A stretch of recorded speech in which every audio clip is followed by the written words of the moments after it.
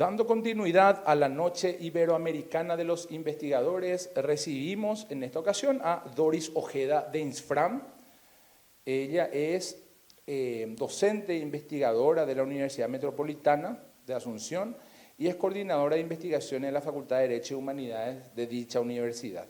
Es relatora fiscal, en particular con experiencia en la lucha contra la trata de personas y explotación sexual de niños y niñas, de la violencia contra la mujer y otros que tienen que ver con el género, los delitos económicos, la anticorrupción y así sucesivamente. Es docente e investigadora del Centro de Entrenamiento del Ministerio Público, autora de varios artículos jurídicos, es doctora en Derecho y magíster en Derechos Humanos y Educación para la Paz por la Universidad Nacional de Costa Rica.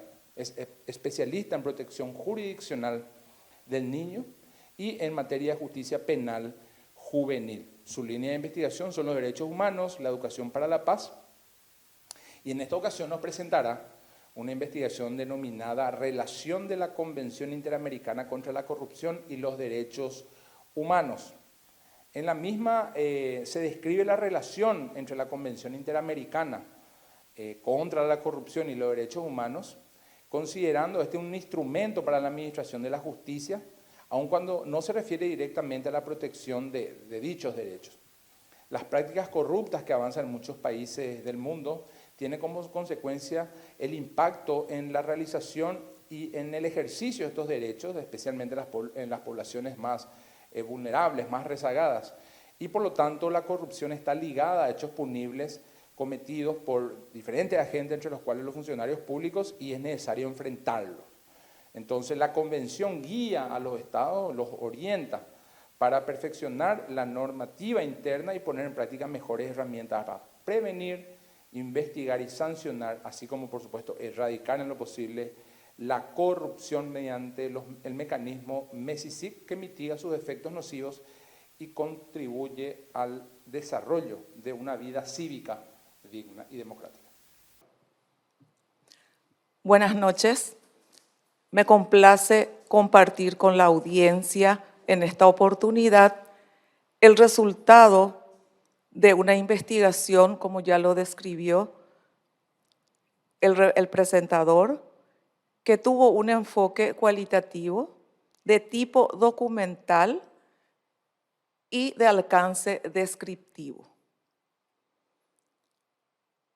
El título de esta investigación es La Convención Interamericana contra la Corrupción y su relación con los derechos humanos.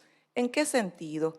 En el sentido de analizar y describir que a pesar de que esta convención es considerada operativa, también guarda relación con la defensa y protección de los derechos humanos.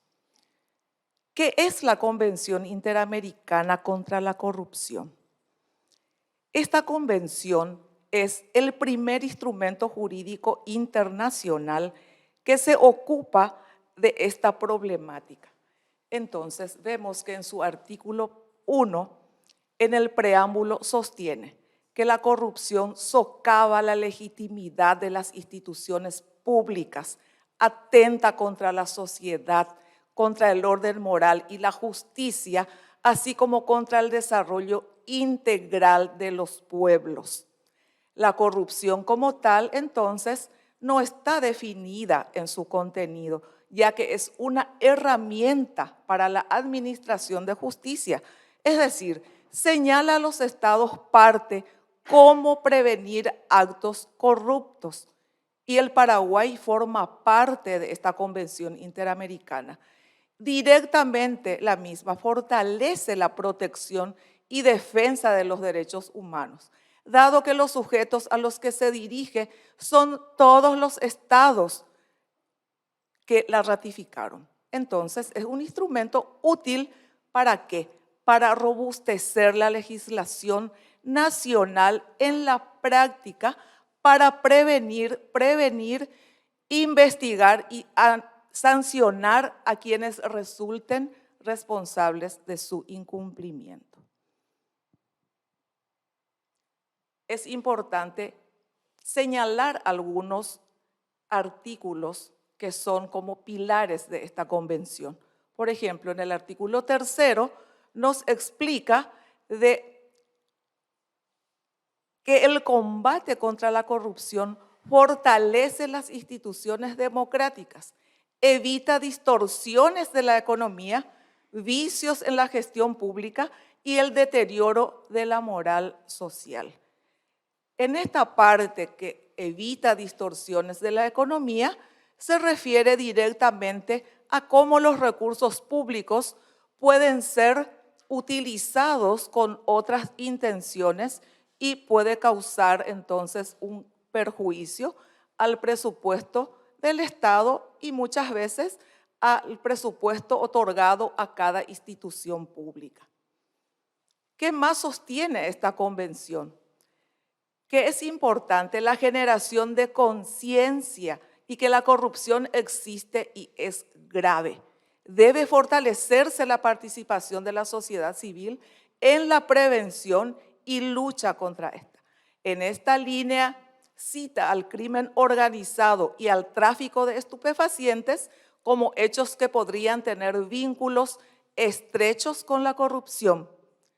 Por su parte, en el párrafo 9 se refiere que es necesaria la cooperación entre los estados, dado que son responsables del combate contra la impunidad, por lo que deben fortalecer sus esfuerzos en la prevención, detección, sanción y otros con los que guardan relación. Acá podemos mirar entonces que esta responsabilidad no es solamente del Estado, también habla de la participación de la sociedad civil en la prevención de estos actos corruptos. ¿Y cómo puede participar la sociedad toda para tratar de frenar o al menos mitigar el impacto de la ocurrencia de los actos corruptos? Realizando denuncias, dado que en el Paraguay el Ministerio Público cuenta con una unidad especializada de delitos económicos, anticorrupción, lavado de activos, como se denomina actualmente al lavado de dinero, y contra actos de terrorismo. Es importante entonces, nos decía, generar conciencia. ¿Qué significa generar conciencia? Que cada ciudadano debe saber que cuando tiene conocimiento de un acto corrupto, tiene un lugar donde ir a denunciar.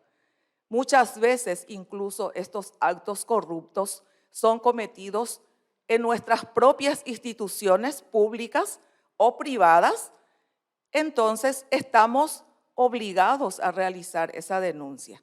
Pero si no tenemos las garantías suficientes de la confidencialidad, también pone a la ciudadanía y a los funcionarios en una situación un poco endeble, en una situación frágil, porque si alguna institución no me garantiza esa confidencialidad, difícilmente yo pueda tener las agallas para ir a realizar esa denuncia, menos en países donde no contamos con garantías suficientes, entonces generalmente la población se queda callada. Pero con el silencio tampoco podemos avanzar en la lucha contra la corrupción. En cuanto al ámbito de aplicación de esta convención, su propio artículo 4 refiere y sostiene que es aplicable sobre hechos de corrupción ocurridos en los territorios de los estados parte o tengan efectos en ellos. Esta última expresión, tengan efectos en ellos, significa que la corrupción es de alcance mundial y al tener ese alcance puede estar siendo cometidos por personas que se encuentran fuera del territorio, por ejemplo, del territorio paraguayo. Sin embargo, con la cooperación internacional, estos hechos prácticamente ya son, no digo fácil de investigar, sino es factible realizar una buena investigación en cooperación con los demás estados. También el artículo 6 enumera los actos considerados de corrupción, que en esta ocasión se resalta de manera general los siguientes: el cohecho, el enriquecimiento ilícito, el soborno, y el soborno transnacional, entre otros. Quiero explicar con un lenguaje coloquial qué es el cohecho. Es lo que todos conocemos con el nombre de coima, cuando alguien ofrece a un funcionario público una determinada suma de dinero para que este funcionario pueda, por ejemplo, agilizar algún tipo de diligencia o encajonar, se le dice también, a una investigación en camino, ¿verdad? Y se trata entonces de parar un poco los efectos de la justicia. Sin embargo, hoy la coima ya tiene 2 participantes que son pasibles de una investigación penal, tanto el que ofrece como el que recibe, o el que pide y la otra parte acepta.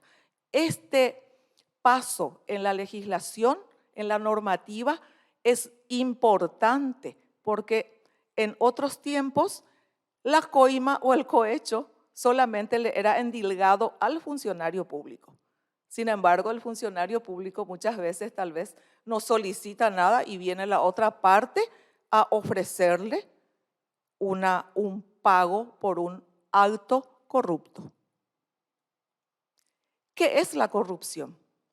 La definición de la Comisión Interamericana de Derechos Humanos sostiene que la corrupción es un fenómeno que reviste un abuso por parte de las personas que la cometen para desviar lo público para la obtención de sus propios beneficios. Esta convención tiene un mecanismo de seguimiento para su implementación. Entonces, escuetamente puedo decir que ese mecanismo MESICIC nació en el año 2002 y va realizando su trabajo mediante rondas. En la actualidad estamos en la 6ª ronda y este trabajo continúa. Posee una metodología especial, entonces los países tienen la oportunidad de ir informando sobre cómo va cumpliendo tal artículo, porque en cada ronda se establecen esos artículos que van a ser estudiados, analizados y mejorados. Paraguay, como ratificante de esta convención, también ratificó el mecanismo y rinde informes de manera sostenible. Ahora bien, tenemos que saber, como en la investigación es sobre la relación de esta convención con derechos humanos, ¿qué son estos derechos? Conjunto de valores que posee todo ser humano por el solo hecho de serlo, que le es inherente desde el momento mismo de su concepción y que debe asegurar su desarrollo con dignidad. Acá tenemos 2 expresiones. Inherente, es decir, que el ser humano nace con estos derechos que deben serle reconocidos desde la concepción, no desde el nacimiento, y le debe asegurar un desarrollo con dignidad. Ahora bien, quiero compartir esta jurisprudencia de la Corte Interamericana de Derechos Humanos que fue en realidad en contra del Estado paraguayo en el año 2004. El mecanismo MESICIC apareció en el año 2002 y la Corte Interamericana entonces puso como jurisprudencia en un caso muy famoso que es el caso Panchito López y explica, ¿verdad? Dice que los adolescentes en situación de privación de libertad en dicho centro presentaron condiciones de vida que no estaban en congruencia con los estándares mínimos para el desarrollo de una vida digna. Más bien, vivieron siempre en condiciones infrahumanas y degradantes y fueron expuestos a la violencia, inseguridad, abusos, corrupción y en forma promiscua donde mandaba el más fuerte. Entresaqué esta jurisprudencia por la expresión en la última línea que dice corrupción. O sea, el Paraguay ya fue sancionado en esta jurisprudencia por esos actos corruptos. Y puedo sostener que el Paraguay trabaja incansablemente para mitigar y perseguimos erradicar estos actos corruptos. Los resultados. escuetamente. El Estado paraguayo promulgó la Ley 6430/2019 que proviene, tipifica y sanciona los hechos punibles de cohecho y soborno transnacionales como resultado de recomendaciones del MESICIC. Para la lucha contra la corrupción también se promulgó otra ley que previene, tipifica y sanciona el enriquecimiento ilícito en la función pública y el tráfico de influencias, para que los estados parte puedan impulsar el desarrollo y la armonización de las legislaciones nacionales y la consecución de los objetivos de la Convención Interamericana, que también alude al derecho progresivo al que tiene toda la sociedad. Como conclusiones, entonces, luego de la descripción breve de los derechos humanos y de las partes más importantes de la Convención Interamericana, se puede decir que al realizar una conceptualización de derechos humanos de forma somera, se concluye que existe una relación directa de este instrumento interamericano con el respeto, la defensa y el fortalecimiento de estos derechos. Precisamente por las características de estos derechos que son la transversalidad, universalidad y otras, permiten que toda normativa de lucha contra actos corruptos sea considerada como fortalecedora, dado que se requiere de mecanismos avanzados para enfrentarlos al considerar que vulneran estos derechos y la necesidad de tomar conciencia de que sus responsables cada vez generan formas más sofisticadas para llevar a cabo su cometido. Es innegable que la Convención es una normativa que mediante su mecanismo, denominado MESICIC, incentiva tanto a los estados parte como a la sociedad para continuar con sus esfuerzos de erradicar la corrupción, investigar y condenar a los presuntos responsables con respeto al debido proceso, las garantías constitucionales y convencionales de los que gozamos todos, aún en la situación de que estemos siendo investigados o hayamos sido condenados. Este mecanismo, por su particularidad de ser continuo, permite la aplicación de sus recomendaciones en la medida de las posibilidades de cada estado parte. En el caso del Paraguay, se avanza en el cumplimiento de las recomendaciones de las rondas y se señala que el fortalecimiento del marco jurídico depende también de la voluntad política. Esto último, ¿por qué? Porque cada vez que se debe generar una nueva legislación, dependemos también de otras situaciones. Muchas gracias.